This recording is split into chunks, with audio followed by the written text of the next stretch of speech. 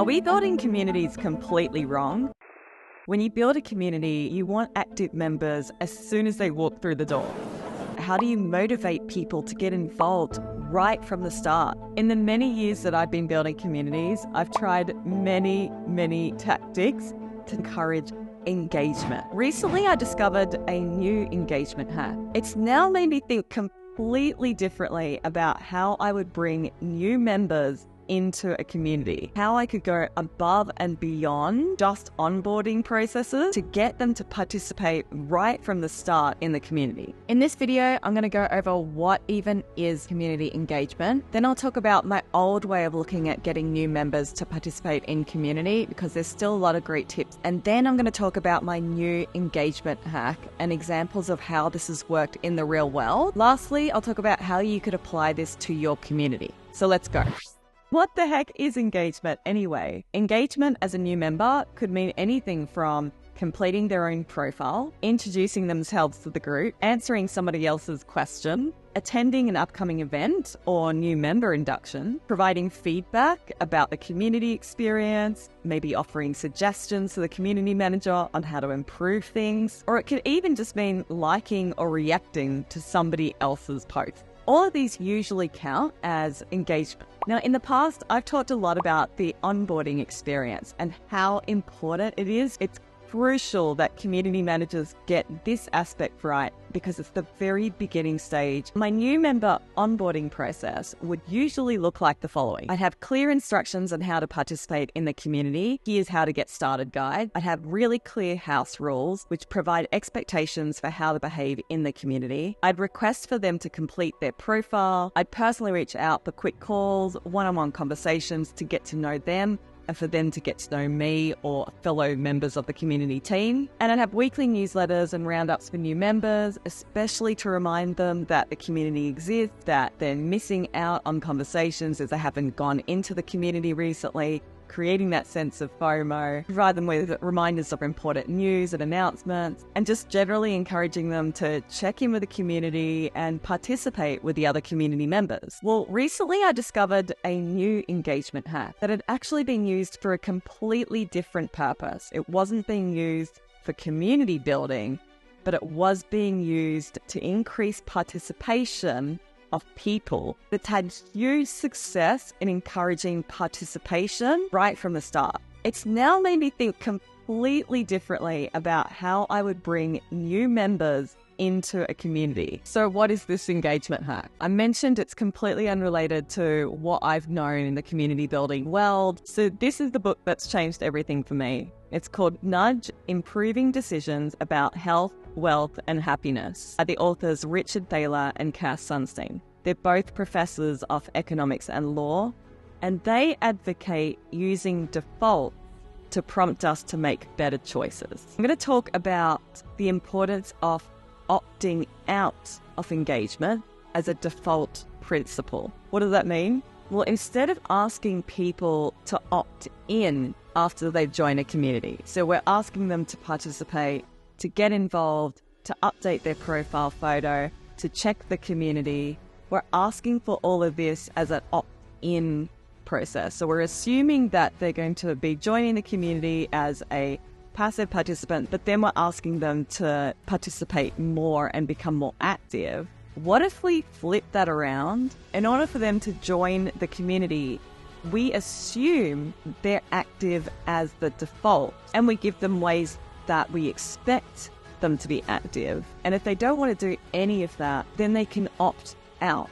So in this book, it talks about presenting the desired behavior as the default and provide people with a choice to opt out. And you actually get a much better outcome because you're encouraging humans to make the right decisions by nudging them in the right direction to begin with. So you may be thinking, this sounds great in theory, but what about in reality?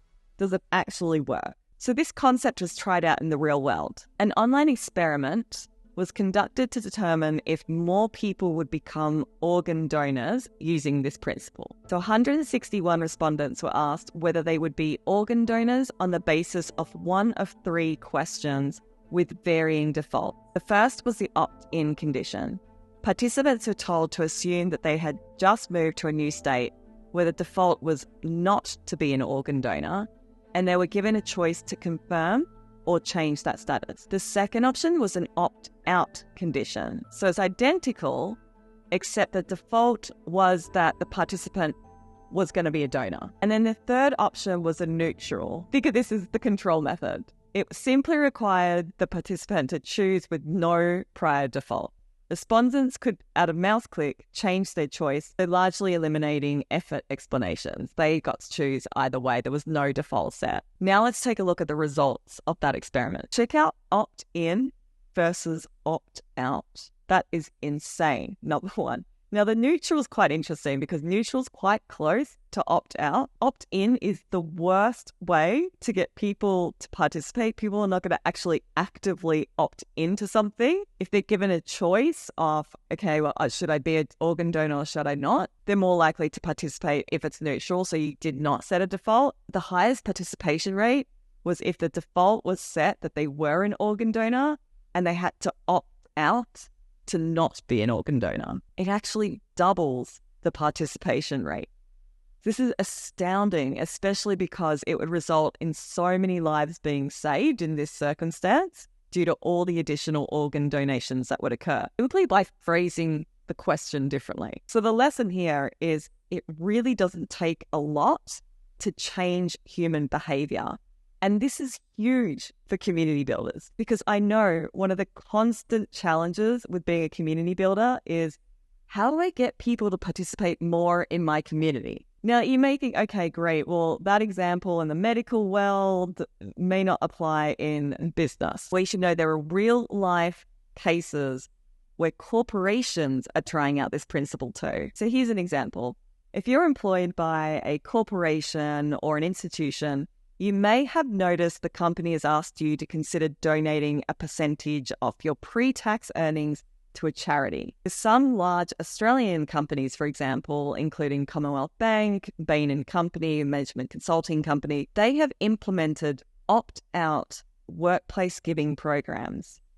So that's where they set the default for their new employees joining the company that they will give a percentage of their income to charity, and they're seeing significantly higher participation rates compared to an opt-in model. I'll share the links to these studies below because it's fascinating to read about it, and all of this has truly got me thinking, why aren't we looking at opt-out strategies when building communities? What if we set out the desired engagement for new members as the default? I talk a lot about the importance of understanding the purpose of your community. What are the goals? What are you trying to achieve here? And from that, you can then determine, well, what engagement do I need from members to achieve those goals? So you can already have these preset defaults of what you want from your community members activity-wise, and you could have this set as part of the new member onboarding process and have them opt out if they don't want to participate in your community. Now, I want to get really clear on the ethics of this because I don't want you thinking this is just a really sneaky way to get people to sign contracts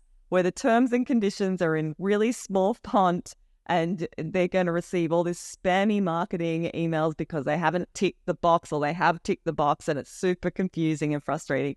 Now, the key here is not to trick your community members into participating in something that they aren't interested in participating in. That's not what we're getting at here. There should be no clever wording used with double negatives. You've got to be really transparent with your members, and it should clearly state that they can opt out of community participation activities. No tiny text, no confusing language. And you're providing them with the ways that you expect them to be active. And if none of that suits, then they're opting out. I think it's a great way to encourage participation where it's full transparency as to expectations from the community builders as what they're looking to do, what they're looking to achieve, and what they need out of their members to achieve those goals. So when applying this engagement hack to community building, my first thought is you have to be really clear on what you want to be set as the default engagement from your community members. I think we're setting the bar too low from our expectations of community members to begin with. And then as a community builder, you've got this uphill battle to try to get people to participate. Really trying to look at things from a different perspective because it's really hard to build community. So let's try to make things easier for you right from the start. I'm also trying to change the way that we're looking at successful communities. So it's not about getting 10,000 people to sign up to a community.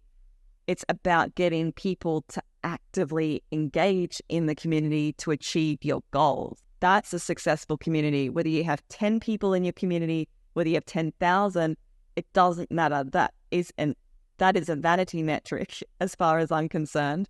What we're really trying to achieve here is get that engagement so that you can achieve the goals of your community. With that higher bar, you have to be really clear to the community members what that ideal engagement would look like. This is really important for them too. They have to understand, why would I participate in this community? What's in it for me? That's where you have to be really clear to them as well. This is the engagement that's required to be part of the community, but also this is what we're looking to achieve. And this is what you'll get out of being a part of the community. Now you have the challenge of, well, what do you do if people opt out of the engagement? And this is really up to you. Do you want lurkers? Do you want people in your community that aren't actively engaged? Now, having lurkers in communities, to be honest, is a completely normal part of being a part of a community. But I really think it boils down to, what is the purpose of your community? If you've got goals that truly require all the members in the community, and if there's people in the community that aren't active and it's actually impacting negatively on those members that are active, then I would consider maybe putting the lurkers in a separate space, or giving certain access to active members that lurkers don't have. There's so many options, to be honest, as to what do you do with people that opt out. And it's really about deciding what is the best decision for your community long term. Remember, there's community member life cycles as well. So somebody that may not necessarily want to opt in right now may want to opt in 6 months' time. So this is where I think you could be really clever with the way that you're doing this. You could be thinking of those people that opt out now as potentials that could give so much to your community later on. And maybe they either need time to absorb more information about what you're doing. Maybe it's just not a great time for them in their lives. You know, we're human beings. And so maybe you want to still include them in the broader circle of your community. Maybe you're still sending them newsletter updates as to the achievements by your active members, and you're giving them an easy way in future for them to opt in when they're ready to do so. I've seen this actually done in the opposite way, where I've seen communities that are being built and community builders have kicked out inactive members after a certain number of months. So that there are definitely people that are thinking about, the importance of having active members, this alternative way of presenting the options at the front end of joining a new community. So where you're setting the terms out very clearly at the beginning, because kicking people out of the community after they've joined, to me, just seems like a much more extreme version. Usually that's the people that have acted inappropriately, they're detrimental to the community, and there's so many reasons why you could have a community member become inactive. So I think it's more important about, like, when you're trying to build a community and bringing those new members on board, how they're actually engaging from the start is vital to building a successful, healthy community. I like the positive spin on this strategy versus kicking out members after a certain time because they're not active. So let's summarize this amazing engagement hack that I think has completely changed the way that I personally am looking at community building. Consider the default option for your new community members. You could have them opt out of future engagement rather than expecting them to opt in. And as we've seen in other case studies that I've mentioned earlier in this video, opting out has much higher participation rates than opting in. So it's a great strategy to try. Execution is key here. Defining the purpose of your community, having clear tasks defined for what is that default engagement, ensuring clear communication with community members. This is super important. I want you to make sure that you avoid creating anxiety for members. You don't want to create this environment where members have this fear of being kicked out if their engagement level doesn't remain at the expected level. So make sure that you're very clear around that too. This is really up to you to decide how you formulate it. If you're not sure how to structure this, I would highly recommend reaching out to either a consultant or a more experienced community builder, talking to other members of your team, really drilling down into the nitty-gritty on this, because execution is going to be key to ensuring that you don't have backlash of your community members and you just don't want to create unsafe spaces for your members. It's really important to consider what happens to members who opt out. Do they still join the community under a different tier? Are you giving them options to opt in a later stage? It's a fascinating topic. If you want to read more, I'll link the book out below. And thanks for watching. I'll see you in the next video.